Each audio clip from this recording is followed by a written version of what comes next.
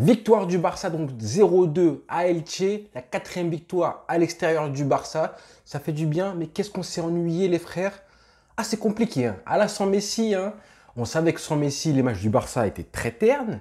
Mais là, je crois qu'on a atteint des records de purge du Barça. Mais bon, voilà. En fait, c'est intéressant parce que c'est là justement, parce que je vous connais, vous allez me dire, oui, Elche, ils ont joué à 10 derrière. Mais justement, les frères, en fait, justement, c'est là que tu vois que est-ce que ce Barça-là est capable de jouer face à des blocs bas? Si on veut savoir ça, c'est justement là que c'est intéressant. Parce qu'il y a 10 ans, rappelez-vous, on avait Xavi Iniesta, donc ça, certes, c'était plus facile, mais ça posait aucun problème d'avoir des équipes qui jouent à 10 derrière. Et on le sait, les équipes le savent déjà, que c'est comme ça qu'on nous pose des problèmes. Donc forcément, elles jouent comme ça. Déjà, première chose, donc elles jouent avec leurs armes. Tactiquement, c'est bien joué de leur part. Et voilà, on n'a aucun reproche à leur faire. Donc c'est à nous de trouver des solutions. Et à Koeman, évidemment, d'en trouver aussi, hein. Le premier réflexe, quand une équipe joue regroupée derrière, c'est évidemment d'étirer le jeu. D'accord? On le sait tous. Pas avoir un Barça comme ça a été le cas aujourd'hui, apathique, qui n'a pas d'imagination. On étire le jeu. À droite, pas de problème, il y a Dembélé, sauf qu'il est tout seul. Donc évidemment, on a des joueurs qui passent le ballon à Dembélé à outrance. Et Dembélé, forcément, au bout de 60-70 minutes, bah, il est fatigué. En plus, il joue beaucoup de matchs. Il a joué en Coupe du Roi, en Super Coupe. Il a joué tous les matchs, évidemment. Donc, physiquement, c'est compliqué de se dépenser autant de temps qu'il le fait. Et en plus, là, pour une fois, dans son match, il est bien en entrée dans son match. L'entame de match, il était déterminé. Mais physiquement, c'est compliqué. Donc voilà, et quand une équipe joue, se livre beaucoup plus et qu'elle laisse des espaces, c'est facile. Parce que tu vois que le Barça, du coup, ils n'ont pas à réfléchir. Pas vraiment, t'as un boulevard de l'espace, tu prends l'espace, c'est facile. Là, tactiquement, c'est justement contre ces équipes-là que tu sais si le Barça aura assez d'imagination, de créativité, prendra des risques. On a des joueurs qui prennent aucun risque. C'est justement là que tu vois que ces joueurs au Barça n'ont pas grand-chose à faire. Et je ne citerai pas de nom. Donc évidemment, on avait un Dembélé on passe le ballon à Dembélé en mode débrouille-toi, vas-y, débrouille-toi, fais-nous ta magie, fais-nous quelque chose. Mais s'il n'était pas là, donc c'était forcément Dembélé qui avait cette mission-là. Mais il était tout seul. Voilà, il était tout seul encore une fois, il ne peut pas tout faire. On se répète, hein. J'ai l'impression de me répéter tous les week-ends, tous les 3 jours. Vu que le Barça joue tous les 3 jours, on se répète, Dembélé ne peut pas faire tout seul, comme Messi ne pouvait pas faire tout seul aussi. Mais bon, ce sera quand même une victoire qui fait du bien. On prend les 3 points, c'est le positif, hein. Pas de blessés non plus. On continue à avancer, à se relever après le drame du dimanche dernier.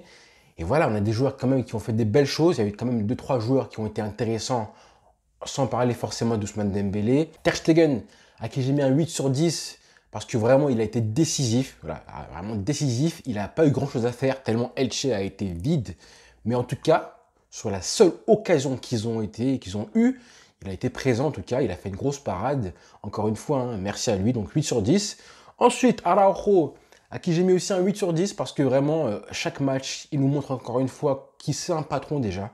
On le voit, il monte, il fait des relances intéressantes aussi maintenant.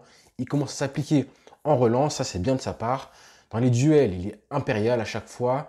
Il est présent aussi quand on a des corners, des coups francs, on sent qu'il est là et que c'est un danger pour l'adversaire. Donc merci à lui. Umtiti, c'était la grande question. Samuel Umtiti, qui a fait son match aussi. J'ai mis un 7 sur 10 à Umtiti, qui me rassure. En tout cas, il me rassure, moi, ça fait plaisir. Clément Langlais, on voulait voir un petit peu si vraiment Umtiti pouvait prendre le relais. Il a été intéressant, Umtiti, même si eux, en face, n'ont pas été dangereux. Donc ça a confirmé, hein. J'espère que vous aussi, vous avez encore envie de revoir Umtiti jouer pour qu'on sache, parce que voilà, il y a Paris, hein. Il y a le PSG à préparer. On veut savoir qui va relever le défi Mbappé, Neymar et consorts. Hein, d'accord? Si on peut pas se permettre de ramener un Langlais qui touche le fond en ce moment. Voilà, tout simplement. Jordi Alba, le petit frère de Messi qui montre que quand Messi n'est pas là, c'est compliqué. Ah, c'est compliqué parce qu'il n'y a pas d'imagination.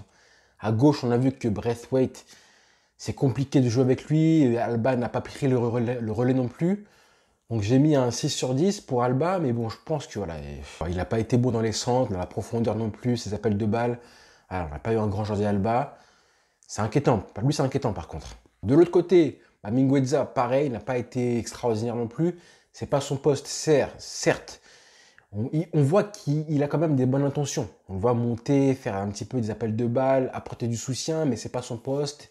Il a fait une grosse boulette qui vraiment aurait dû nous coûter un but qui vraiment aurait mis l'équipe dans le caca parce que je pense que mentalement, on aurait été vraiment affecté. Donc j'ai mis 5 sur 10 parce que voilà, c'est pas un bon match de sa part. À relativiser, encore une fois, c'est pas son poste. Et Sergio Busquets qui franchement a fait un beau match, hein. Ça fait plaisir de le voir à un niveau quand même intéressant. Parce que là, j'ai évidemment noté les arrières latéraux qui n'ont pas été bons. Et la preuve, c'est que sur les côtés, il n'y a rien eu de concret à part Dembélé. En tout cas, dans l'axe, je trouve que Busquets a été bon. Quand il est comme ça, c'est quand même... Il apporte vraiment à l'équipe, dans l'équilibre un petit peu. Au milieu de terrain, on n'a pas eu de problème. C'était plus sur le côté que ça flanchait. En tout cas, il était bon, Busquets. J'ai quand même un petit bémol, c'est dans les passes longues où vraiment il y a 2-3 passes qui pourraient beaucoup mieux faire, qui finissent à chaque fois en 6 mètres. Mais à part ça, il a été bon. Donc j'ai mis un 6,5 sur 10. Ensuite, Frenkie de Jong, qui est pour moi évidemment l'homme du match. Hein, j'ai mis un 9 sur 10. Là, on voit le de Jong qu'on a vu à l'Ajax un petit peu, qui se projette vers l'avant, qui est vraiment, qu'on voit partout, hein, qui revient défendre. À la course, il est fort, il est athlétique, il est rapide, qui se projette devant. On voit qu'il fait un but, une passe décisive. Hein, et la passe décisive, c'est le plus beau mouvement qu'il fait du match. Clairement, je vois le joueur qui est intelligent, qui prend le ballon, qui percute, qui gagne 20 mètres, qui aurait pu frapper, qui ne la sent pas, mais qui attend le joueur. Il attend, il réfléchit, il lève la tête, comme on vous apprend à l'école de foot. Hein, on lève la tête, on prend l'information, on regarde où est mon partenaire, qui sont mes options, quelles sont mes options et mes solutions. Il voit Riqui Puig qui arrive lancé.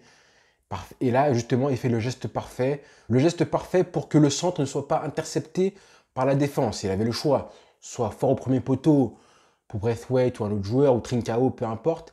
Là, il choisit le geste parfait. Et en plus, il la réalise. Et un centre pour un joueur qui fait 1m65 comme Riqui Puig. Donc, clairement, il a fait le geste parfait. Merci à lui. Et même dans le jeu, il a été important, primordial. À chaque fois, on a un De Jong qui vraiment apporte au milieu de terrain. C'est pour ça que je dis qu'on a maîtrisé au milieu de terrain, parce que vraiment, on a été au-dessus à ce niveau-là et que c'est vraiment dans les phases offensives où il faut créer du déséquilibre que là, on n'a pas été bon. Mais à part ça, au milieu de terrain, on a contrôlé, on a géré et merci De Jong. Pedri, à qui j'ai mis un 7 sur 10. Alors lui, il a débuté le match de manière un peu compliquée, on va dire, un peu discret. Je le voyais même pas du tout. Je me dis, ouais, est-ce qu'il joue le mec? Finalement, il a un petit peu, il a mis du temps, mais après, il s'est réveillé, ça a été intéressant. Et en deuxième mi-temps, il a fait presque un récital. Il a commencé à vraiment à prendre des mètres, gagner des mètres à chaque fois, tenter sa chance. Enfin, merci, parce qu'il se faisait clasher. Hein.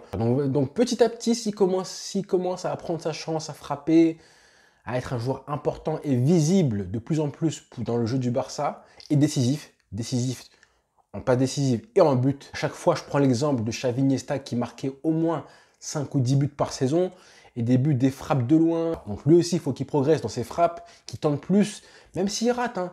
C'est en ratant qu'il va réussir, au moins qu'il tente sa chance. Parce que je ne sais pas si c'est pareil pour vous, mais à chaque fois que je le vois frapper, même s'il rate, je me suis dit, voilà, au moins ça a tenté, et ça me fait du bien. Parce que je sens que ça me démange. Je me dis, voilà, frappe au but, parce que voilà, ça va te faire du bien aussi, ça va te libérer. Donc quand il frappe, on est content. Merci à lui. Alors je ne dis pas que je veux qu'il devienne un Iniesta ou un Xavi, mais ces mecs-là marquaient des buts. Des buts de loin, des frappes de loin. Ils apportaient aussi dans les derniers mètres. Xavi a marqué des buts où il était dans la surface de réparation. On veut que Pedri ce soit au moins la même chose, qu'il marque au moins 5-10 buts importants dans l'année. Et voilà, vous allez voir que ça va compter à la fin. Ousmane Dembélé, comme j'ai dit, encore une fois, qui a joué tout seul, je lui ai mis un 7 sur 10 parce que voilà, il a perdu des ballons, mais c'est le seul à percuter, les frères. C'est le seul. Il y en a plein qui le critiquent. Et demain, je parlerai de lui. Parce que voilà, je trouve que c'est trop facile de le critiquer ses pertes de balles, parce que demain, voilà, je pense qu'on fera une vidéo pour parler de lui et de ce qu'il fait, parce que c'est intéressant, mine de rien. Il est tout seul à droite, il joue avec Mingueza, qui n'apporte pas forcément le soutien qu'il pourrait avoir avec Dest et les combinaisons, etc. Et pourtant, il se débrouille pour percuter, il prend ses responsabilités, il ne se cache pas. Donc voilà, quand il y a un truc à faire, il le fait. Quand il y a un dribble à amener, une percussion, il le fait. Les coups de pied arrêtés, il les tire, il demande à les tirer. Donc c'est un joueur qui veut quand même montrer qui peut avoir un point important pour l'équipe, pour le collectif.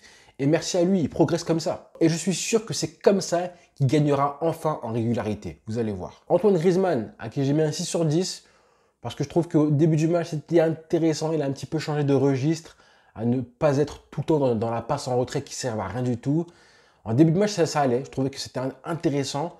Malheureusement, après, il s'est un petit peu éteint. Il est revenu dans un rôle invisible. On ne le voit pas du tout. Et il n'apporte pas grand-chose. Il y a 2-3 bons mouvements à la fin du match. Donc voilà, je n'ai pas été trop critique envers lui.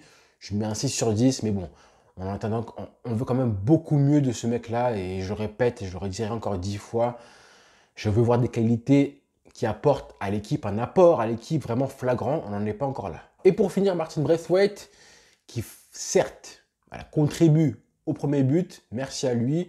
À part ça, pas grand-chose, mais bon, encore une fois, il fait avec ce qu'il a. Il commence le match ailier gauche, merci Koeman. Et après ça, je vois qu'il passe à droite en plein match. Je me suis dit là, il a fait les deux postes. En gros, Braithwaite, il a commencé ailier gauche. Après, il permute ailier droit au poste de Messi. Hein. Donc voilà, on croyait que c'était le successeur de R9. Finalement, c'est le mec qui a joué au poste de Messi pendant 20 minutes. Je me suis dit le pauvre de la part de Koeman. Mais bon, il a fait ce qu'il pouvait, il se bat. Et même comme ça, il a réussi un petit peu à créer 2-3 dangers, mais il fait ce qu'il peut. Hein. Je suis désolé pour lui, mais voilà. Donc je lui mets un 6 sur 10 en prenant compte de son talent qu'il a de base. Et pour finir, la cerise sur le gâteau, Riqui Puig. Ça va être marrant, ça d'en parler. Riqui Puig, bah écoutez, qui marque un but 3 minutes après même pas 2 minutes après son entrée. Hein. Koeman qui lui réserve encore un traitement à la Koeman. Hein. En gros, je te fais rentrer. Je te donne un petit bonbon sucré pour que tu te taises. Hein. Comment on donne à un enfant? On lui passe un petit bonbon comme une petite sucrerie. En mode, tiens, joue 3 minutes. Tu n'auras même pas le temps de jouer, de montrer un petit peu ce que tu sais faire et de contribuer au collectif de l'équipe. Il le fait rentrer et comme par hasard, il marque ce but-là. Ah, ça fait plaisir. Hein. Ça fait plaisir. La petite revanche. Et en plus, on a vu tous les joueurs du Barça qui viennent le féliciter, le soutenir. Ça m'a fait tellement du bien de voir ça, qu'on ait un groupe qui soutient les joueurs. Et voilà, hein, dans la presse, il a été critiqué, je ne sais pas pourquoi, comme quoi c'était une taupe, comme quoi il divisait le vestiaire. Et bah écoutez, on a vu que l'équipe était soudée et qu'il le soutient. Donc ça fait plaisir. Trincao qui a fait une très bonne entrée. Hein. Il aurait vraiment mérité de marquer un but. Ça fait plaisir pour lui. Il faut qu'il continue comme ça. Hein. Il faut qu'il continue avec cette mentalité-là à se battre. Et voilà, je trouve qu'il a vraiment apporté un petit plus à l'équipe. Il a failli marquer. Ça me fait de la peine, mais il faut s'il marque un but, un deuxième et un troisième, ça va se lancer. En tout cas, je pense qu'il faut qu'il arrive à jouer avec cette mentalité de guerrier-là et pas avec la peur qu'il avait avant les matchs qu'il jouait. Là, c'était catastrophique. En tout cas, on voit qu'il a des qualités footballistiques. On les voit. Et là, il joue encore avec l'envie de prouver. Donc, quand il aura vraiment l'esprit libéré, on verra ces qualités-là régulièrement. Mais en tout cas, on les voit. Il n'y a pas du néant. Et pour finir, je parle à Koeman. Hein. Koeman qui, voilà, je ne mettrai pas de notes à Koeman ce soir parce que l'équipe a gagné. Tactiquement, bah, écoutez, on n'a pas vu grand-chose de la part de Elche. Et c'est compliqué pour un coach, mine de rien, de jouer face à un bloc bas comme ça. Hein. C'est pas simple. Mais sa mission, c'est quand même de trouver tactiquement des solutions. Voilà. Et quand même plutôt dans le match, hein, parce que quand il fait rentrer à la 74e minute, je crois, Trincao pour Dembélé, nous, on est un peu sceptiques, d'accord? Après, ça a payé plus ou moins. Il fait rentrer Riqui Puig qui marque. Donc, c'est un coaching payant. Et en plus, 1 minute après. Donc, bravo à lui. Mais quand même, hein, la douce revanche de Riqui Puig qui marque. Hein, ah, c'est savoureux. Donc bon, je pense que vous tous, hein, vous avez vu un petit peu la réaction de Koeman. Archi drôle. Si vous ne l'avez pas encore vu, allez la voir en vidéo sur Twitter ou n'importe où. De Koeman quand il voit Riqui Puig marquer. C'est très drôle à voir. Je pense que vous tous, hein, bon, moi je suis professionnel, hein, je suis un youtubeur, donc je devrais un petit peu rester professionnel. Hein, mais quand j'ai vu ça, hein, je me suis dit, hein, chais,